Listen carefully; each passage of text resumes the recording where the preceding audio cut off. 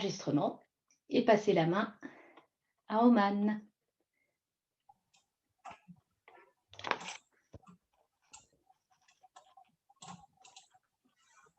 Bonjour tout le monde.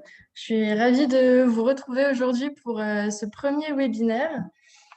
Honorée de lancer, d'ouvrir le bal, et j'espère que ce sera le premier webinaire d'une longue série. Donc, je vais commencer par partager mon écran. Hop.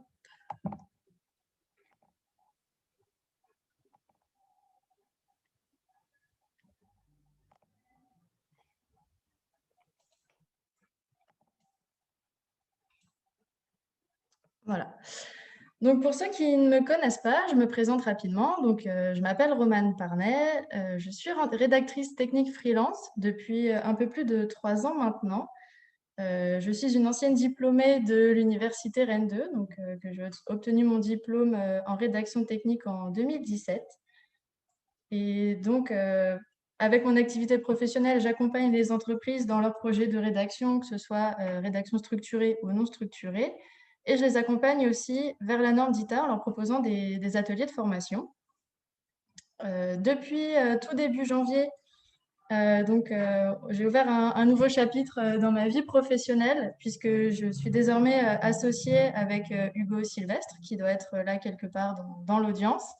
Et donc, on travaille tous les deux sous le nom de Postscriptum. Donc, on continue d'accompagner nos entreprises dans l'accomplissement de leurs projets de rédaction technique. On propose toujours des formations à la norme d'ITA. Seulement, on apporte désormais un nouveau service plus axé sur la traduction, la localisation et la publication du contenu, en travaillant notamment sur les feuilles de style et tout ce qui est aussi publication assistée par ordinateur. Depuis 3 ans maintenant, en plus de mon activité en tant que rédactrice technique freelance, j'ai la chance aussi d'être chargée d'enseignement à l'université Rennes 2. Donc, j'interviens au niveau des Master 1 et des Master 2 dans les cours de rédaction technique. Donc, si on est là aujourd'hui, c'est pour parler donc, de la norme d'ITA et de ces entreprises françaises qui sautent le pas. Alors, j'ai pu remarquer, et je pense que tout le monde le remarque, que de plus en plus d'entreprises se tournent vers d'ITA pour la rédaction de leur contenu. Et je trouvais qu'il était intéressant de se pencher sur les raisons qui poussent ces entreprises à franchir le cap. Donc, tout au long de ce webinaire, nous allons donc aborder les 3 questions suivantes. Donc, pourquoi les entreprises adoptent la norme d'ITA? Quelles sont les raisons? Ensuite, on va se pencher sur comment s'organise la transition au sein de l'entreprise. Et ensuite, quels sont les résultats au niveau de l'évolution de cette pratique? Je ne vais pas aborder dans le détail les étapes de migration au sein des entreprises, ni de l'argumentaire, par exemple, qu'on pourrait proposer pour convaincre un peu la hiérarchie de passer à la norme d'ITA, simplement parce que ce sont des sujets très vastes et qui mériteraient des webinaires vraiment dédiés. Et je sais de sources sûres que Dita Molière est sur le coup, donc je laisserai la parole à d'autres personnes sur ces sujets-là. Donc, pourquoi les entreprises adoptent la norme d'ITA? J'ai relevé 3 principaux schémas, 3 cas qui se répètent le plus souvent chez mes clients. Donc, le premier cas, c'est la réponse à un besoin. Donc, c'est un schéma assez répandu, c'est-à-dire que l'équipe de rédaction se rend compte qu'elle rencontre un problème dans son processus de rédaction et veut réussir à résoudre ce problème. Ou alors, elle veut simplement améliorer son processus de rédaction. Et de manière générale, les problèmes que les entreprises rencontrent le plus et auxquels elles doivent faire face, c'est vraiment les points bloquants. Donc, ce sont ceux que vous pouvez voir à l'écran. Donc, il y a la répartition des tâches. J'entends par là qu'il arrive que dans certaines entreprises, toute la documentation ne soit pas rédigée par le service de rédaction technique, mais aussi, par exemple, par des formateurs, par les développeurs parfois. Ça peut être aussi directement par des commerciaux ou des personnes dont ce n'est pas le métier, de manière générale. Et cela peut donc poser des problèmes d'homogénéité, des problèmes de format d'échange de fichiers, c'est-à-dire qu'un développeur ne va pas travailler sur le même logiciel pour rédiger son document que le formateur ou que le rédacteur, par exemple. Et toutes ces petites incohérences vont vont causer des problèmes de qualité au final dans la publication et dans le document qui sera fourni au client. Ensuite, le second problème, c'est entre guillemets la trouvabilité de l'info. C'est-à-dire que les clients ne sont pas satisfaits de la documentation qui leur est fournie. Ils ont beaucoup de mal à trouver les informations, c'est pas clair, c'est pas lisible, c'est difficile à utiliser. Donc ces entreprises, elles vont vouloir peut-être adopter une documentation et une manière d'écrire un peu plus minimaliste. Et ça, ils ont besoin d'accompagnement pour faire ça. Un autre problème rencontré, c'est la gestion des langues. Donc là, c'est surtout tout ce qui est lié au délai et au coût de traduction. Donc là, ça concerne les entreprises qui s'exportent à l'international. On a aussi la spécialisation du contenu. Donc là, c'est simplement l'envie d'avoir une documentation personnalisée, spécialisée et adaptée à son client, à son produit ou à une utilisation spécifique du produit. Donc, c'est quelque chose qui est assez difficile à réaliser avec des outils comme Microsoft Word ou InDesign. Donc, c'est assez compliqué à gérer. Et le problème principal, celui qui revient vraiment dans tous les cas, c'est le temps de mise à jour et le volume documentaire. Donc, c'est-à-dire que le délai entre le moment où l'information descend, par exemple, du service R&D et la date limite pour la livraison de la documentation est trop court et donc la mise à jour est trop longue, trop fastidieuse parce que les documents sont eux aussi trop nombreux, trop longs, sans parler des problèmes de mise en page dans Word, InDesign qui prennent un temps complètement fou et donc toute cette tâche devient vraiment hors de contrôle et il faut vraiment trouver une solution pour résoudre ces problèmes. Donc face à tout ça, voilà, les entreprises sont un peu en recherche de solutions. De manière générale et presque dans tous les cas, elles vont chercher une solution en interne ou elles vont essayer de modifier un peu leur méthodologie, le processus qui est déjà en place. Donc, elles vont soit télécharger un nouveau logiciel et utiliser un nouveau logiciel. Donc, ça peut être par exemple télécharger FrameMaker, essayer de rédiger sous FrameMaker dans un premier temps, ou alors essayer d'avoir les informations un peu plus tôt pour prévoir leur mise à jour, en demandant par exemple à l'équipe de R&D d'être intégrée à leur réunion Scrum, par exemple. Mais ces solutions-là, elles sont souvent temporaires. Ça va marcher quelques mois, peut-être 1 an ou 2, mais les problèmes que j'ai évoqués juste avant, ils vont toujours ressurgir et ça revient toujours.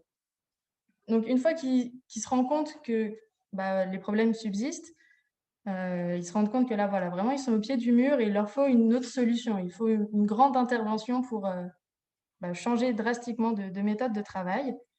Donc là, ils vont soit faire appel à un professionnel, comme moi, par exemple, pour intervenir, essayer d'expliquer un peu les besoins, les problèmes, pour trouver une solution. Soit ils vont chercher des solutions de leur côté en assistant à des conférences ou à des salons professionnels, ou en faisant des recherches sur Internet, en lisant des articles, des blogs, tout ça. Ou alors, ils vont essayer de chercher des informations dans leur cercle de connaissances, donc dans leur réseau, un ancien collègue, quelqu'un avec qui ils sont allés à la fac, par exemple. Et ils vont essayer de trouver une réponse à leurs problèmes dans ces divers éléments-là. Et donc, quand je parle de contact au sein de leur réseau, ça nous mène à la deuxième raison qui pousse les entreprises à passer à la norme DITA. C'est quand l'idée, elle est apportée par une personne extérieure à l'entreprise. C'est-à-dire que voilà, un membre de l'équipe ou plusieurs membres de l'équipe vont donc faire appel à quelqu'un qu'ils connaissent, voilà, quelqu'un avec qui ils ont suivi la même formation, quelqu'un d'une ancienne entreprise, d'un ancien collègue, peu importe, qui va connaître la norme DITA, ou alors l'idée de la norme DITA peut être amenée dans l'entreprise par un nouvel employé ou par un stagiaire qui va avoir utilisé la norme DITA dans son ancien poste, dans son ancienne entreprise, ou si c'est un stagiaire, va avoir appris la norme DITA en cours et va donc maîtriser les principes de base. Avec ces contacts de nouvelles personnes qui sont extérieures au service de rédaction technique, l'équipe, elle peut se baser sur une expérience qui a été vécue, une expérience vraiment concrète. Elle peut poser des questions pour avoir une ordre d'idée des coûts, par exemple, combien peut coûter un logiciel, combien coûtent les formations. Elle peut aussi se renseigner sur les délais de mise en place, combien de temps ça prend, est-ce que c'est une question de semaine, est-ce que c'est une question de mois. Elle peut demander des conseils sur l'organisation aussi, comment vous avez fait au niveau de la migration, est-ce que vous êtes parti sur la migration d'un certain type de document en premier, ou alors est-ce que c'était pour un produit en particulier, etc. Et elle peut aussi avoir des retours et des idées des avantages que la norme DITA peut avoir sur, par exemple, au niveau du gain de temps pour la mise à jour, pour les coûts des fichiers à traduire, par exemple. Et donc, toute cette conversation et cet argumentaire, entre guillemets, il vient de la part d'une personne en qui elles ont confiance, puisqu'elles les connaissent. Et donc, il n'y a pas du tout cette idée de persuasion qu'on peut avoir quand on est dans du démarchage commercial. L'idée, elle arrive beaucoup plus en douceur et de manière beaucoup plus naturelle, en fait. Un autre avantage, qui est uniquement dans le cas où l'idée de la norme DITA est apportée par un nouveau membre dans l'équipe, donc dans le cas d'un stagiaire ou d'un nouvel arrivant, c'est que cette personne qui détient le savoir, entre guillemets, elle peut être nommée pour mener le projet en interne et pour potentiellement former l'équipe. Donc, de manière générale, c'est un gros avantage. Ce que j'ai remarqué, c'est que dans ce cas-là, où l'idée est amenée par une personne extérieure, c'est que le projet, il met un peu plus de temps à se lancer.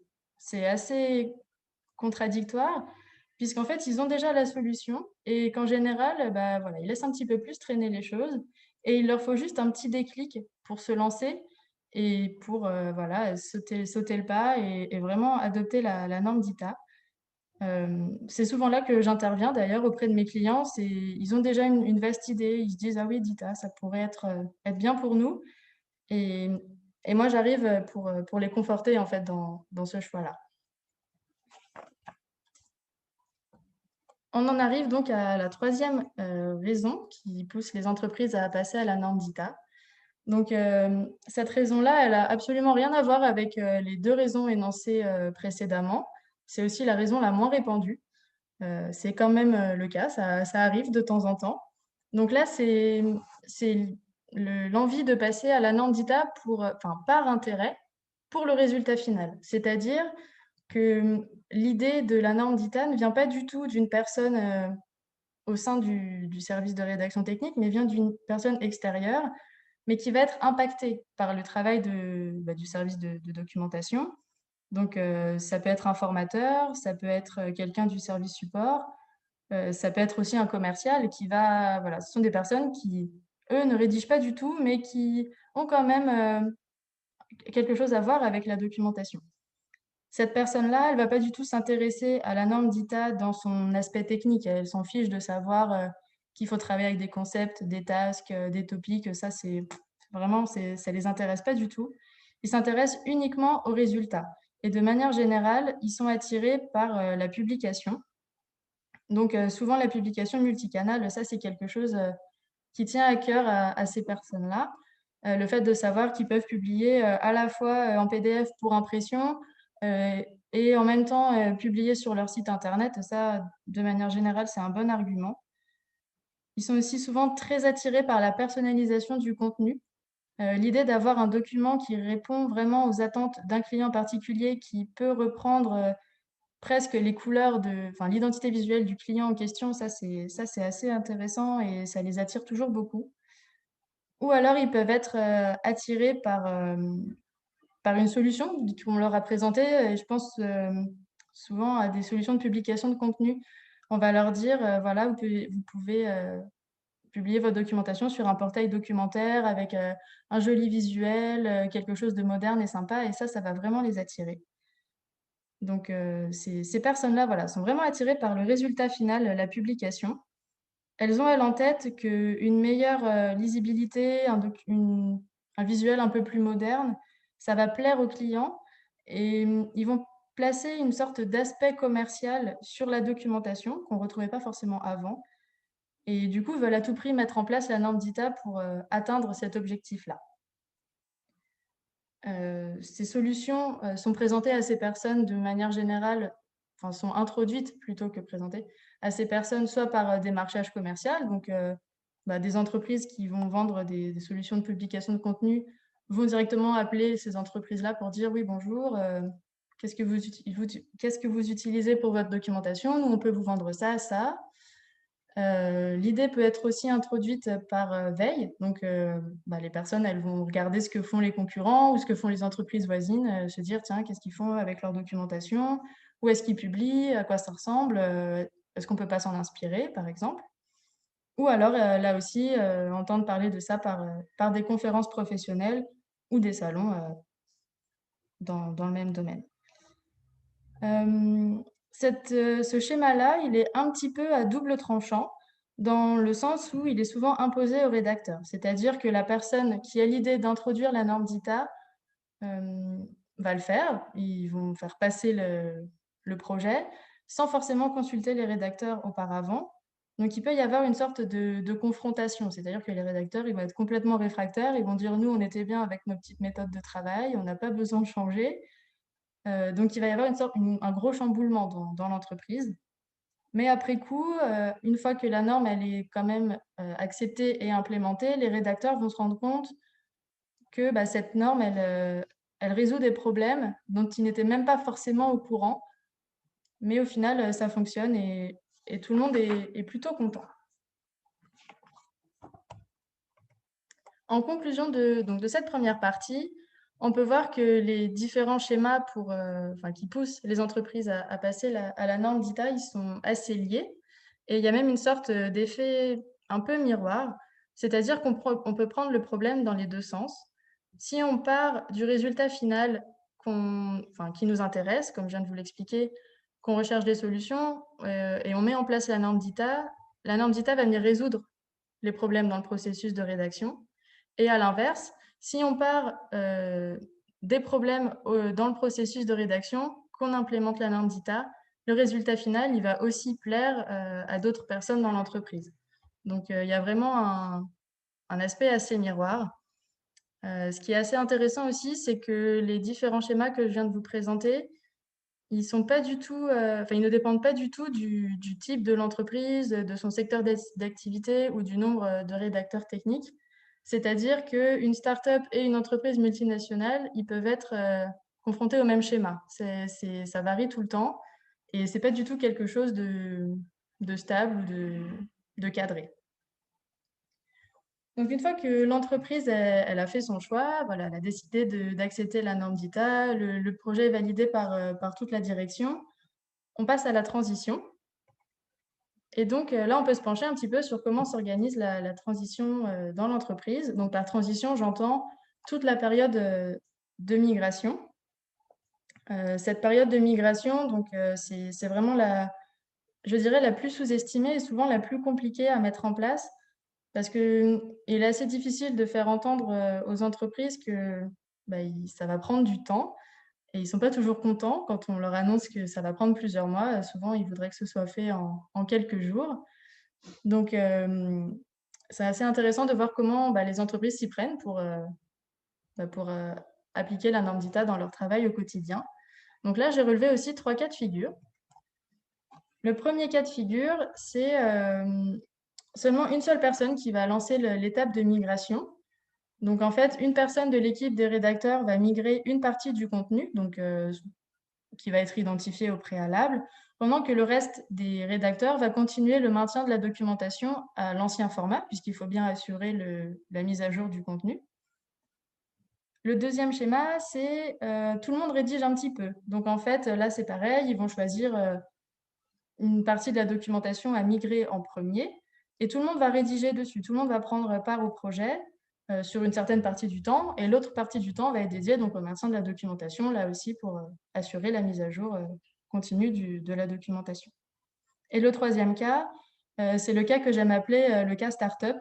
C'est le cas où c'est une toute petite entreprise qui ne va pas forcément avoir de documentation avant de passer à la norme DITA. Donc, vraiment, la norme DITA est implémentée dès la naissance de l'entreprise, ou c'est une entreprise qui ne va pas avoir beaucoup de documentation, un corpus documentaire vraiment restreint, avec seulement un document, un produit, et puis très, très peu de nouvelles mises à jour. Donc, dans ce cas-là, le rédacteur peut se permettre de passer uniquement à la norme DITA puisqu'il aura le temps de migrer tout son contenu avant que survienne une nouvelle mise à jour. Donc une fois que la migration elle est démarrée, donc peu importe les schémas qui sont choisis, c'est donc une question de mois, voire d'années, avant que l'entreprise elle soit uniquement à la rédaction sous DITA. Malgré tout, j'ai quand même pu avoir des retours de certains de mes clients sur leur avancement. Donc, certains sont désormais complètement autonomes et rédigent uniquement avec la norme DITA. D'autres sont encore dans leur phase de migration. Mais j'ai pu avoir des retours sur l'évolution de leur pratique, où est-ce qu'ils en sont aujourd'hui après avoir été formés. Donc, c'est au moins 1 an après l'utilisation, enfin le lancement du projet DITA. Donc là, il y a 4 cas de figure. En réalité, il n'y en a que 3. Le quatrième, c'est celui que je vais détailler en dernier. Le premier cas, donc, c'est que les entreprises font la même utilisation de la norme DITA. Donc, quand je forme, dans mon cas précis, les entreprises à la norme DITA, je les forme à ce que j'appelle du DITA simplifié. C'est-à-dire que je leur apprends les concepts de base, l'utilisation des différents types de topics, les réutilisations avec les conref, le filtrage avec les DITaval. Mais voilà, on s'arrête à quelque chose d'assez basique dans un premier temps. C'est vraiment du DITA simplifié. Et donc, quand je dis que les entreprises sont dans la même utilisation, ça veut dire que 1 an, 2 ans après, ils sont toujours dans cette utilisation-là de DITA. Ils ne sont pas cherchés à se spécialiser plus, mais ce n'est pas pour autant que c'est quelque chose de négatif. Ce qu'ils ont appris, ça leur convient, et ils sont bien dans cette utilisation de DITA qu'ils en font. Ensuite, le deuxième cas, c'est le cas où les entreprises ont encore besoin d'un petit peu de conseils. Donc là, c'est pareil, ils ont été formés, tout a été bien compris, mais il y a quand même un peu des mauvaises habitudes qui subsistent. C'est-à-dire que au bout d'un certain moment, il va y avoir un problème dans l'organisation. Ils vont déplacer des fichiers, ils vont modifier leur arborescence ou renommer des fichiers, ce qui va causer des problèmes de lien dans les fichiers DITA, dans le cas où ils n'utilisent pas un CCMS, bien sûr. Ou alors, ils ne vont pas ou plus alimenter leur bibliothèque de contenu réutilisable, ou ils vont arrêter d'utiliser le filtrage, par exemple, parce que ça leur plaît plus trop, ou ils trouvent que c'est un peu compliqué, donc ils vont dupliquer les documents, par exemple. Dans ce cas-là, de manière générale, je réinterviens un petit peu pour les remettre sur le droit chemin, entre guillemets. Et après, de manière générale, tout repart sur la bonne voie. Mais dans ces cas-là, c'est que des entreprises qui veulent aller un peu trop vite dans leur migration, ils sont trop pressés, ils ne sont pas assez patients. Et peut-être qu'ils sous-estiment un petit peu le temps de préparation nécessaire avant de se lancer vraiment dans la norme DITA. Ensuite, on a le cas d'une utilisation plus avancée. Donc là, ce sont des entreprises qui ont bien saisi, pareil, les concepts et les principes de la norme DITA.